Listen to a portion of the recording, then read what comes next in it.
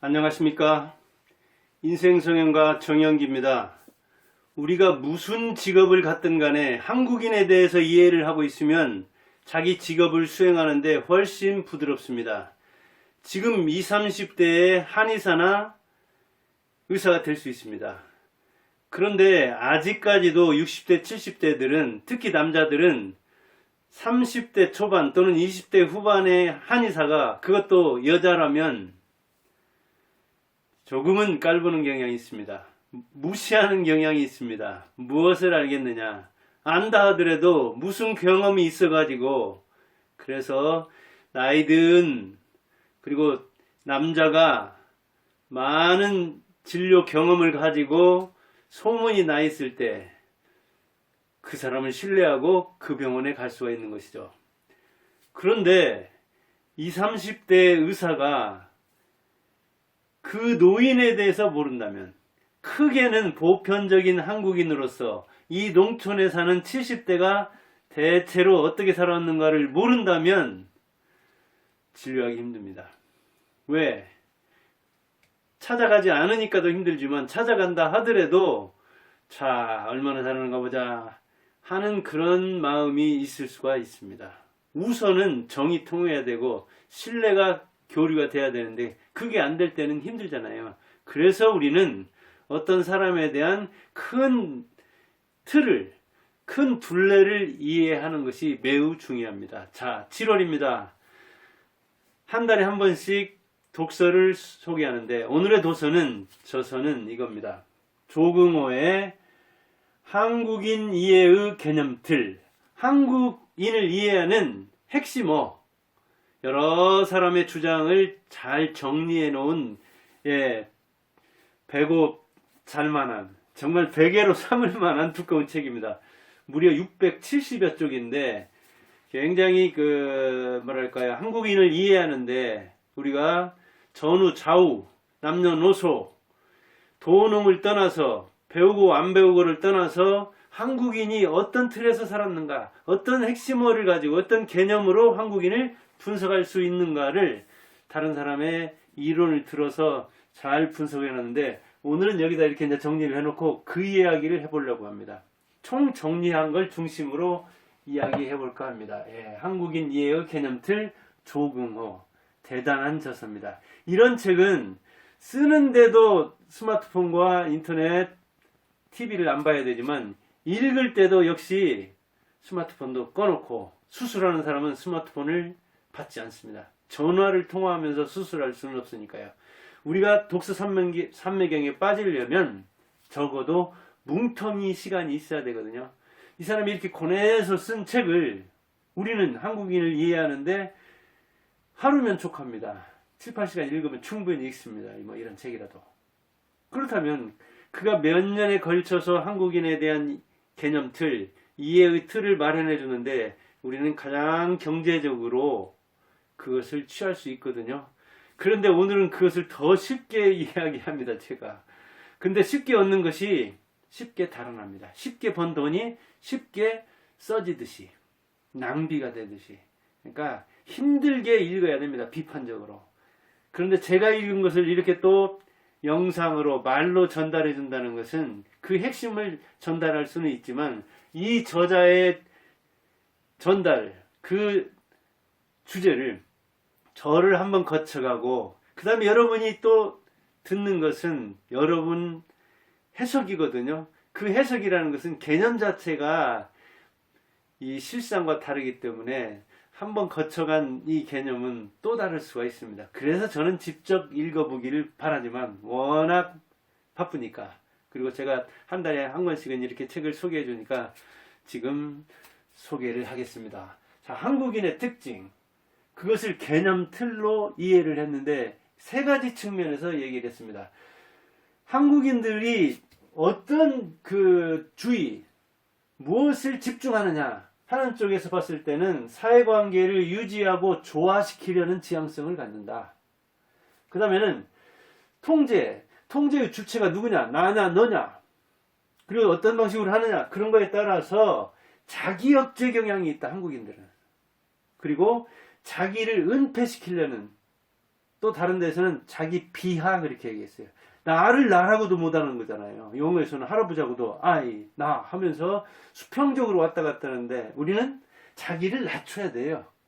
어느 체리대기가 그렇잖아요. 세종대왕이 한글 만들면서 가장 잘못한 것이 저는 그거라고 봅니다. 그래서 일본이나 중국에 비해서 우리가 같은 한문화권이지만 매우 자기 비하적이잖아요.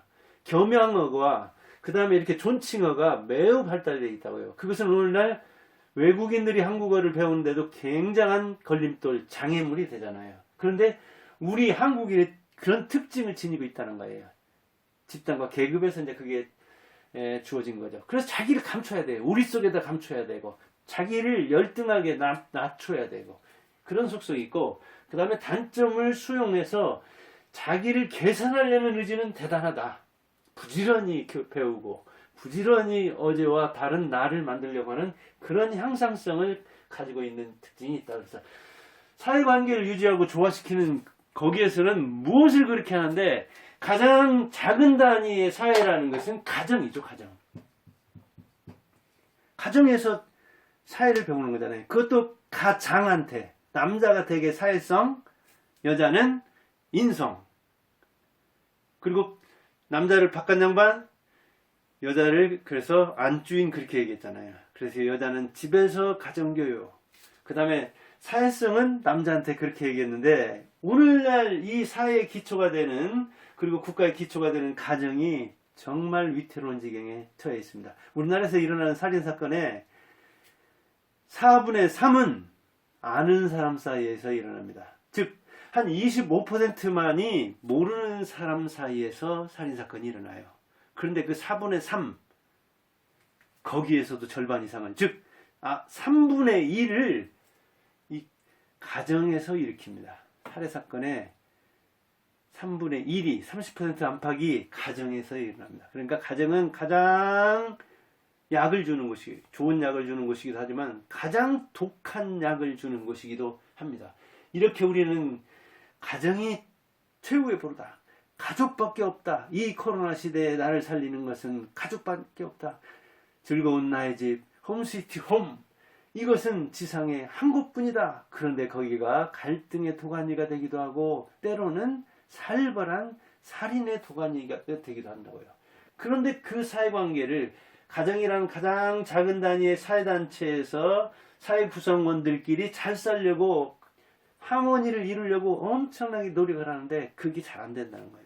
요즘 이렇게 보니까 제가 가족관계를 알 수는 없죠. 근데 가만히 들리는 걸 보면 제 이제 그 두 아들이 다 뭐 첫째는 특히 결혼정년기에 접어들어서 그런 얘기가 많이 들리는데 결혼을 해도 혼인신고를 안 한다는 거예요. 자, 혼인 서약까지 했고 결혼식 해서 만방의 지인들, 하객들한테 알렸는데 그것을 사무소에 가서 동사무소 같은 데 가서 혼인신고를 안 한다는 거예요. 4, 5년 연애를 했는데도 가정을 이루어가지고 그 가정을 잘 꾸려갈 자신이 없다거나 아니면 사귀어보고 결혼했는데 살아보고 혼인신고자를 하자. 아마 그런 주의겠죠. 그런데 제가 볼 때는 서약을 했으면 결혼을 했으면 딱 신고를 하고 그리고 그런 자세로 뭔가 이 조화가 잘 하모니가 안 맞는 그런 것도 좀 이렇게 참아가면서 배워가면서 터득이면서 때로는 울퉁불퉁 그럭저럭 이렇게 오래 따로 살던 사람이 맞춰가면 좋으련만 그러지 않는다고 하더라고요 요새. 그래서 제가 이혼 상태를 꿰봤는데 이제 주변에서 저도 어남 일례 장남이고 큰집 작은집도 있고 그러니까 그렇게 둘레만 해도 조금 더 둘레를 넓히면 몇십 쌍이 사는 건 이렇게 볼 수가 있죠. 그런데 헤어져요. 진짜 결혼하자마자 얼마 안 돼서 헤어졌는데 그냥 혼인신고도 안 하고 아이도 없고 자 사회관계를 유지하는데 그렇게 부담 없는 관계가 좋은 것인가? 과연 어느 정도 구속을 해가지고 그 구속 때문에 좀 참을 것도 참고 못 참을 것도 참는 그러면서 이렇게 두리뭉술이해지는 관계가 좋을 것인지 뭔가 좋은지는 제가 판단 않겠습니다. 아무튼 그런 성향이 있다는 거예요. 우리는 이렇게 가정과 사회 질서와 이런 걸 유지시키려고요. 그리고 그 사회에서 계급적인 우리는 상하관계죠. 그리고 그러다 보니까 굉장히 명분을 중시하고 또 체면도 중시해요. 이게 형식을 중시한다고 해요. 그리고 남에게 인정을 받으려고 해요. 그런데 이건 참 잘못된 것이기도 해요. 어떻게 보면. 왜 이렇게 남한테 인정받으려고, 왜 이렇게 계급사회에서 자기가 상하 질서를 중시하냐고요. 그것을 가정에서부터. 가정, 학교, 군대, 직장, 사회 다 그러잖아요. 이렇게 우리가 사회 질서를 유지하고 조화시킨다고 하는데 사실은 우리가 대화만 해도, 가정을 이루는 부부만 해도 말이 안 통한다고 하잖아요. 여자 말이 다르고 뭐 남자 말이 다르고, 화성수 왔니 금성수 왔니, 관계의 말이니 목적의 말이니. 그래서 여자는 관계를 맺으려고 서로 사이좋게 지내려고 말을 하려고 하는데 남자는 뭐가 문제인데, 그래 결론이 뭐야, 이렇게 목적주의라고 하죠. 가정에서 부부가 대화하는 것만 해도 남녀가 이런 이야기 저런 얘기를 하는데, 이렇게 우리가 유지하려는 그런 지향하면서 중시하는 것들이 있다. 우리가 그런 개념으로 한국인을 규정해 볼 수 있다. 그런 말을 하는 거예요. 한번 여러분들 잘 생각하기 바라고. 저는 이렇게 그 상하 관계로 돼 있고, 그 남을 의식하는 거, 남이 인정하지 않으면 내가 인정하면 되는 거잖아요. 무슨 대통령이 뭔 필요가 있어요. 문재인이 뭔 필요가 있고, 추미애가 뭔 필요가 있어요. 나는 나다. 내가 대통령이다. 나는 개인국가의 대통령으로서 내가 나를 통제한다. 그러면 이 다음 단계도 부드럽게 넘어가는 거잖아요. 그런데 꼭 이렇게 그 사회에 뭔가 장이 있어야 되고, 가정에도 장이 있어야 되고, 셋만 모이면 뭐 회장, 부회장, 총무, 이렇게 하니까 상하 관계를 맺으니까, 그리고 거기서 체면을 따지고 뭐 옷을 어떤 걸 입고 가야 하는지, 남들이 어떻게 볼까, 이러다 보니까 오히려 부자연스러운 관계가 되는 거죠. 그런데 자기 억제나 자기 은폐지향성이 있다고 하는데, 여기서는 그러다 보니까 억제하는 거예요. 본능마저도. 그리고 특히 여자들은 순종하라 순종하라 순종하라 하는 말을 학교에서, 집에서, 사회에서 듣죠. 그리고 이름에도 그래서 순자를 많이 쓰죠. 순종하라 이 말이죠. 그리고 교칙, 그 교훈, 급훈, 거기에도 옛날에는, 지금은 옛날 오래된 걸 바꾼다고 하던데 이 순자가 많이 들어갔습니다. 그 명분이 바로 여자는 순종해야 된다. 이렇게 자기 욕구와 자기 그 드러내고 싶은 인정 욕구 같은 것을 드러내지 않아야 된다. 숨겨야 된다. 눌러야 된다. 그런 쪽인 거죠. 욕구. 그리고 자기마저도, 자기 인생마저도. 그래서 우리는 우리 속으로 들어가려고 하잖아요. 돼지우리 같은 곳으로. 그리고 나는 하면은 건방지다고, 저 새끼는 좀 이렇게 사회성이 없어. 왜 이렇게 나댄데. 그렇게 해서 우리는 자기를 낮추는, 전은하지, 나를 표현하는 말들이 한 40여 개 된다고 해요. 한자와 우리말을 동원하면. 그런데 대부분 낮추는 말이에요. 나는 이렇게 평등하게 말한다든가 나를 높이는 말은 거의 없어요. 1인칭, 호칭에 그렇게 비하적인 뜻이 들어있다고 해요. 그리고 적당한 2인칭은 또 없어요. 그래서 당신이 2인칭이 될 때도 있고 3인칭이 될 때도 있고 그래요. 적당한 상대 호칭이 또 없어요. 같이 대화하면서. 이런 우리 문화가 있는데, 그게 바로 뭐냐, 한국인의 특징, 한국인의 개념 틀에 억제를 해야 되고 자기도 숨겨야 되고 낮춰야 되는 그런 통제 소재를, 그래서 당신이 나를 통제해야 됩니다. 대통령이 나를 통제해야 됩니다. 과장이, 부장이, 그런 게 있어요. 어찌 보면 이렇게 막 까야 되는 거예요. 근데 그게 이제 특히 두드러진 것이, 이런 속성이 사회관계를 상하적으로 유지해야 되고 자기를 억제하고 은폐해야 되는 것이 특히 두드러진 것이 군대죠. 폐쇄성, 집단성, 상하성. 그런데 거기에서도 여자, 그 중에서도 하급자. 그래, 이번에도 뭐 공군 거기서도 보면 이중사 사건이 나왔는데, 약자 중에 약자죠. 군인들 중에 여자는 사병은 없으니까. 부사관님은 약자 중에 약사인데, 하사다음에 그 다음에 이제 중사인데, 그 다음에 무슨 뭐 장기 복무 하려면, 승진하려면 또 남자 그 사이에서 그 장교들도 있고 또 사병들도 있고, 그런데 그게 이런 걸 요구하는, 자기 억제와 은폐를 요구하는, 자기 비하를 요구하는, 자기 통제를 요구하는 이 사회, 그 중에서도 특수사회 군대에서는 이게 매우 힘든 거예요. 그리고 우리는 사대주의가 있다고 해요. 그 여자라면 좀 기도 세고 뭔가 그 남성적인 그런 기질이 있다고 해서 군대 갔겠지만, 그렇게 군대 가서도 적응 못하는 얘들이 장교도 부사관도 여자들은 매우 많잖아요. 우리 사회가 이런 속성을 가지고 있기 때문에 그런 거예요. 그러니까 내가 30대 신경정신과 의사다 하더라도, 아, 여자라면, 여자 군인이라면, 여자 교사라면, 여자 간호사라면, 간호사가 우리나라에 얼마나 많습니까? 뭐 조무사까지 하면 70만 안팎 그러던가요? 의사가 한 15만 안팎?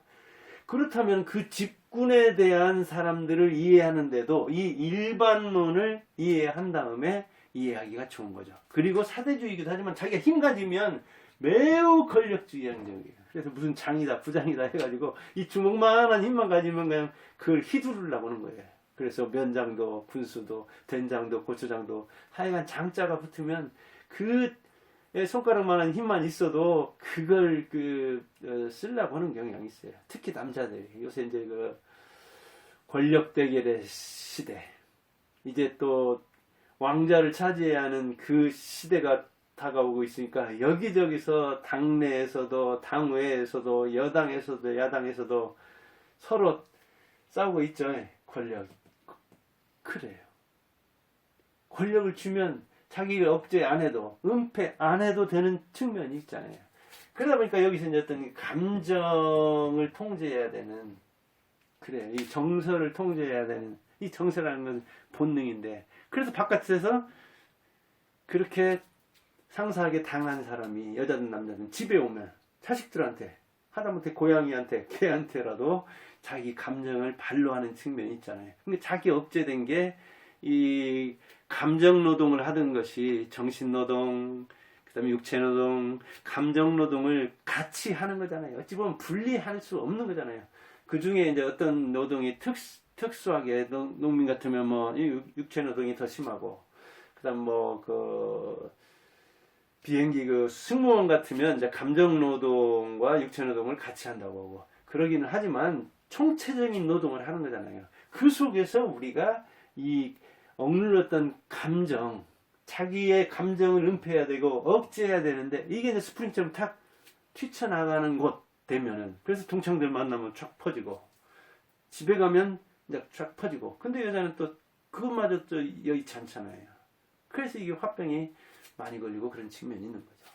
단점은 받아들이고, 왜냐면 받아들이지 않고 난 괜찮아, 너는 단점이 곧 강점이야, 그러면 사회에서 적응하기 힘들잖아요. 그리고 자기 개선을 죽도록 하려는 그런 향상에 대한 욕구가 있죠. 그래서 그 수신제가 뭐 예전에 홍준표가 이야기하던데, 수양을 해야 된다, 끝까지. 그리고 과거지향적이다. 참 내가 옛날에는 어땠는데, 그리고 옛날에는 잘못했는데 지금이라도 잘해야 되지. 그리고 현실을 중시한다. 현실주의, 그런 얘기하는 거예요.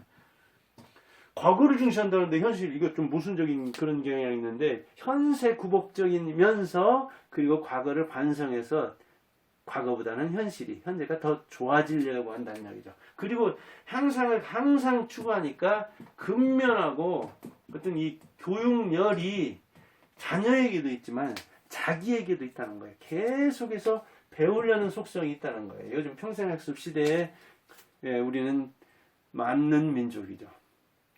그런데 이렇게 이제 전통적으로 이런 한국인이 특성을 지녔다 하더라도 지금은 돌변하는 시대죠.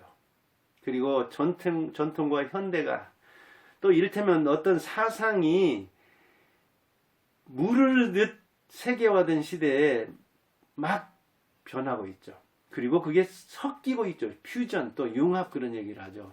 동서고금, 현대와 전통, 남자와 여자, 가정과 사회와 학교, 이런 게 이제 막 섞이는 거죠. 그리고 종교적으로도 기독교와 불교와 가톨릭, 유교, 이게 다 혼용되어 있는 거예요.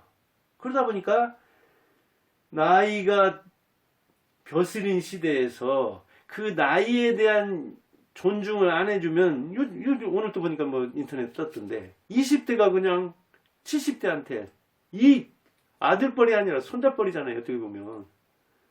그런데 평소에 좀 앙금이 있어가지고 그랬다고는 하지만 옛날에는 생각도 못하는 거죠. 그런데 지금은 그렇게 수직적인 게, 이 장유유서라는 것은 이번에 그 이준석이 당선됐는데 장유유서 이야기를 하니까 그 정세균이 무슨 이야기냐, 역시 꼰대다. 그게 바로 꼰대의 생각이고 그게 바로 청산해야 할 적폐다, 그런 이야기를 하더라고요.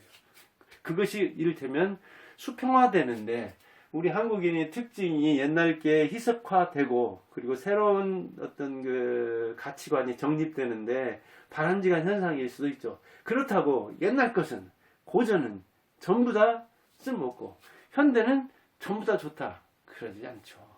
사실은 우리가 유럽 같은 거 여행 많이 한다고 하지만 유럽이네 뭐 이 서양 같은 데 가서도 못된 걸 잘 수입해 오는 측면이 있습니다. 그들의 개척정신, 그들의 도전정신, 그들의 이 상위층일수록 책임지는 정신. 지금 우리나라 정치하는 사람들 보세요. 이 문재인 정권 그거 없잖아요. 말로 무슨 죽창가 부르고 실제로 일본이 쳐들어오면 죽창 들고 나갈란가 해야지는 그렇게 생각 않습니다. 역사 속에서도 보면 평소에 죽창가를 부른 사람이 일제 왔을 때 의병으로 나서고 목숨 걸고 싸우지 않았어요. 누가 평소에 하는가는 그 언에 있는 게 아니라 행에 있었어요. 그 사람의 행동에. 특히 언행이 일치된 사람에 의해서 그게 나왔지, 말로만 충성하던 사람이 실제 충성했다? 그러지 않아요. 그래서 을묘사변이다, 뭐 임진왜란이다, 저 중국이 또 쳐들어왔을 때라든가, 오죽하면 그 몽고가 쳐들어왔을 때는 우리 인구의 뭐 4분의 1인이 고려시대 때 5분의 1이 죽을 정도로 그렇게 당하고 또 당했잖아요. 그럴 때 그 몽고가 쳐들어오기 전에, 원나라가 쳐들어오기 전에 충성을 외친 사람들이 그때 목숨 걸고 가서 싸웠습니까? 아니에요. 사실은 언행 일치된 사람도 그때 가봐야 하는 측면이 있어요. 그러긴 하지만 평소에 잘 보면 그럴 만한 사람이 있을 수가 있어요. 왜? 말을 신뢰 있게 하고 행동을 신뢰 있게 하는 사람이 그때 움직인다고요. 그런 차원에서 이 변화가 극심한 시대에 한국인을 이해하기 위해서는 이런 이제 그 한국인의 이해 개념 틀, 이건 뭐 고전이랄까요? 고전적인 거랄까요? 전통적인 것을 이해하는 데다가 현대적인 것을 이제 가미할 줄 알아야 되죠. 그것은 이제 자기가 그렇게 해야 되죠. 한국인을 이해하기 위해서. 이렇게 보편적인 이제 이해 틀을 마련하면 개별적으로 하나하나를 이해할 수 있는 거죠. 한 사람 한 사람이 한국인이니까. 한 사람 한 사람이 한국 문화요, 한국 역사니까 일반론을 여기서는 이야기하는 겁니다. 그러니까 일반론이라는 것은 시원하긴 하지만 사실은 위험한 겁니다. 왜? 그래서 뭐 한국인이 어떻다, 여자가 어떻다, 남자가 어떻다 하는 것은 개별적인 차원으로 들어가면 참고는 할 만하지만 그것으로서 다른 사람을 다 재단할 수는 없는 거라고요. 그래서 저는 이 인터넷에서 또는 이 유튜브에서 보면은 뭐 한국인이 어떤지, 이것도 참 위험스러운 얘기이긴 해요. 여자가 어떠니 남자가 어떠니, 아니 지구에 지금 78억이나 되는 인구가 살고 한국, 북한, 일본, 중국, 여기만 해도 대만, 베트남 이 주변만 해도 거기에서 온 사람들이 여기서 또 살고 있고 그러잖아요. 근데 그 사람들에 대해서 그 문화를 고려하지 않고 그 사상적 배경, 역사적 배경을 고려하지 않고 그냥 북한에서 산 사람하고 우리나라 사람하고 온 사람하고 그 사람이 부부가 돼서 가정을 이루어가지고 잘 살던가요? 그 잘 살기 어려운 측면이 있는 거예요. 말이 통하려면 그 말의 배경을 이루고 있는 사회, 역사, 문화 이런 걸 이해해야 되거든요. 그래서 그게 어려운 거거든요. 그런 차원에서 보편적인 한국인은 어떤 특징을 가지고 있는가, 그걸 이해하자는 이야기지, 이 프리즘을 가지고 개개인 한국인을 다 검증할 수 있다는 이야기는 아닙니다. 아무튼 7월 여러분들 이제 시작됐으니까 후반기입니다. 전반기 후반기로 나눈다면 반년이 지났다 벌써, 그럴 수도 있고, 아직도 반년이나 남았다, 내가 봄 여름 열심히 노력했으니까 조금 더 남은 여름에 조금 더 노력하면 가을에 많은 열매를 딸 수 있을 것이다, 이런 생각을 가지고 아직도 반년이나 남았다, 지나간 반년은 연습이었다, 씨 뿌리는 기간이었다. 이제 가꾸고 거두자. 그런 생각을 갖기 바라며 한국인을 이해할 때 이 조궁호의 한국인 이해의 개념 틀을 참고해서 여러분들도 시간 나면 읽어봐서 뭐랄까요, 부드럽게 조화를 이루면서 살기 바랍니다. 감사합니다.